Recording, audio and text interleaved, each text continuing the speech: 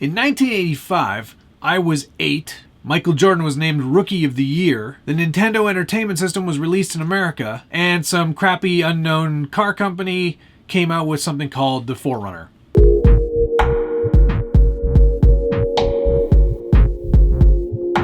Welcome back to the Scale Builders Guild. Thanks again for watching. Yes, I know that the 4Runner came out in 1984, but the joke only works really well for 85 because this is an 85 4Runner from RC4WD. We're doing a very quick unboxing today of the new RC4WD 1985 Toyota 4Runner body. And I'm not going to spend a lot of time on my ugly face. I want to get right into the box. It is a very challenging build, and it should be noted that it is challenging.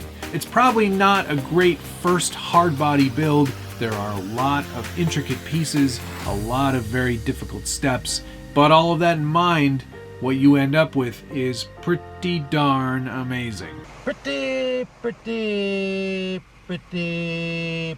good. I'd first like to thank RC4WD for sending me a pre-release of this 4Runner body. I'm very happy to show it off today, so thank you very much. As some of you have probably guessed, this is a hard body. It is made from styrene plastic. MEK or MEK substitute or any of your solvent style glues should work just fine on it. It has a lot of parts, a lot of pieces, a full interior, a proper interior that has a dashboard and a steering wheel and a floor pan, 2 seats, a rear bench seat. There is a roll bar included. The top is removable like it was on the original 4Runner. There is a lot of detail. The doors open, the hood opens, the tailgate opens, chromed bumpers. This is a whole new mold made by RC4WD, and they've spent a lot of time developing this truck. I'm really excited to have it. So let's get into it. Let's open it up. Lots of things spilling out of this box. Got some clear panels here. Here's your windows. You notice, actually, there's some really nice detail on these windows here. If you can see that, which I think you can. You can see the little pull tab for where those rear windows would be pulled open, which is pretty nice. Some good texture on those tail lights. Looks like a nice, clean front window, and you can see that the molding is actually molded into that window, so that's kind of nice. Very interesting. Some more clear plastic. Here's your front windows and first set of rear windows. Some more of the marker lights and headlight lenses as well. There's the topper. This is all molded in gray plastic. It's quite thick. Feels pretty thick. Let's open up one of these packages here, see what we got. There it is right there. Nice glossy plastic, gray plastic. I don't see any significant mold lines. There's a couple of very small mold lines in there. There you go, you can see it right there. But that's not too shabby. That looks pretty darn good. You can see there's going to be a hole there for what I presume is a rear wiper. Yeah. You can see all the tabs on the inside here to mount all the windows. That's a nice touch. So it should be fairly easy to glue them into place. When you do glue them, I would suggest using non-crazing crazy glue. I think that's what it's referred to as. You can get some ones that don't fog up clear parts. You definitely want to try to use that when you put those windows in. Here's the bag with the main part of the body in it. Lots of bits and pieces in here, so let's try to pull out some of them as we go. Looks like we've got the hood there, some chrome pieces, that's some of the bumpers, and looks like some of the seat details are in there as well. You can see there's the chrome grille, it's the cross with the 4 slots. That's a nice looking piece.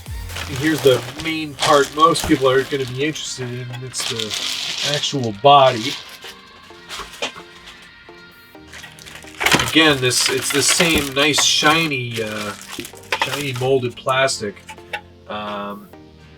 Some things that are reminiscent about this, like they did with the Blazer body, like this this hood detail here. You can see that there's a piece of metal in there, which must mean there's magnets involved to hold all of this together. So that's a good sign. The molds are nice and crisp. Like, look at the detail work there. That's pretty awesome. Looks really, really nice. Looks like it mounts in a similar fashion to all the other RC four-wheel drive bodies on a TF2 with the two slots there. I think there's more to it than that, and once we get further into it, I'll try to explain that to you. But great mold, nice and crisp. I'm not seeing any deflection or any oddness here. It looks like it's a very nice, clean mold. Yeah. I think we've got a good strong indicator that there's a hinge system here for the hood or bonnet, depending on where you live. So that's a good sign as well. But nice, strong, firm mold. It's really crisp and really glossy. Like you could almost get away, not that I would, but you could almost get away with not painting it. Let's see what it looks like with that topper on it real quick. Nice when all these holes line up. It's a good sign that it's a strong mold. That's, oh yeah. Oh yeah, now we're talking. Now we're looking like a 4Runner mate. I like the look of that. That is cool. Wow. Alright, what else do we have in here? Let's check it out. Doors. So obviously the doors have some sort of hinge system as well. Otherwise you wouldn't have them molded separately, so that's really cool. I guess it's a lot like an evolution of the Blazer body almost, in that this one, the doors and the panels open and there are things in there to look at. Like this is the bottom of the interior piece. That's nice. See, there's some nice detail work here, and also like an actual like divot in the body, a divot in the interior piece to represent footwells. So that's pretty cool. Some seats. There's your front seats and your rear bench seat, which we all know that goes in the back. A whole whack of more pieces. There's the rear tailgate is in there. All your interior bits and bobs. There's the actual dashboard. Nice. Look at that. It's a good looking dashboard. This has been a body that's been highly anticipated for a long time, and I'm really happy to see it finally out and available. I know that they've been working on this one for a while, and it's just so great to see so much detail and so many parts put into it. I think it's definitely going to be a challenging build. What else? Some bumper chromed pieces. These look like rear bumpers. Oh, look at that. Licensed by Toyota, mate. I don't know why I keep saying it with an Australian accent, but it feels more authentic when I do. This is great. Even the little like locking mechanism there, that's a nice little attention to detail bit as well. More elements for seats, and oh, this piece here, this piece right here is one of the things you will have to do to modify your TF2 to make this body fit. This is a replacement receiver box, and as you can see, like maybe you can't see so well, but it is angled. You can tell there's a bit of an angle to it. It's not squared off like a box. I think that's because the rear tail or the rear portion of the body might interfere with how the original one is. So once we get to that, we'll get to it. A few more elements in here. The box, the instruction manual, and a whack load of screws. That's a lot of hardware. There's a lot of hardware in there. Oh, what's that behind there? Let's get this open real quick. So there's some strong magnets in there, so I presume those magnets are probably used to hold the door panels in. There's some metal tabs as well, so I think there's a fair bit of construction and alterations to be made to your TF2 in order to make this body work in the intended way. Now here's something really special. Can you see that? Those are metal emblems. Metal emblems included. That is spectacular. Those look really good too. Get that to focus? Yeah. Amazing. I love what you do for me, Toyota. And I'm sure, yes,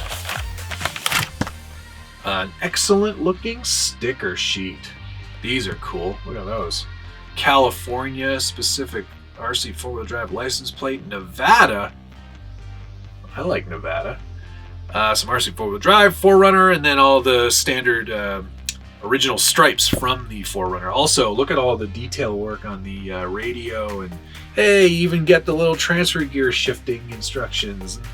I think if you get in close enough, which I don't think we'll be able to on here, you can read those.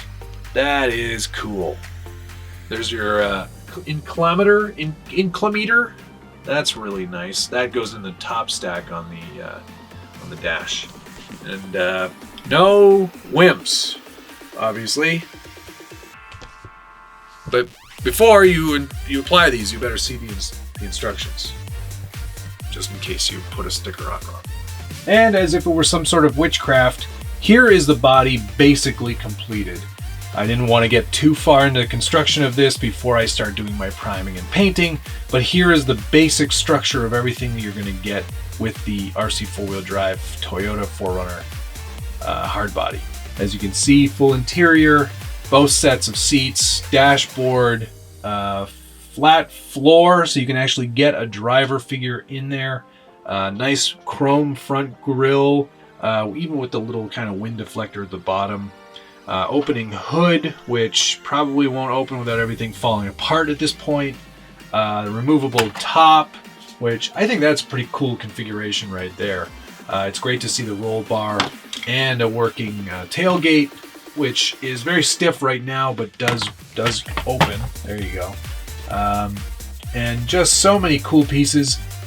I'm really excited to get this all finished and wrapped up and put together and on a TF2.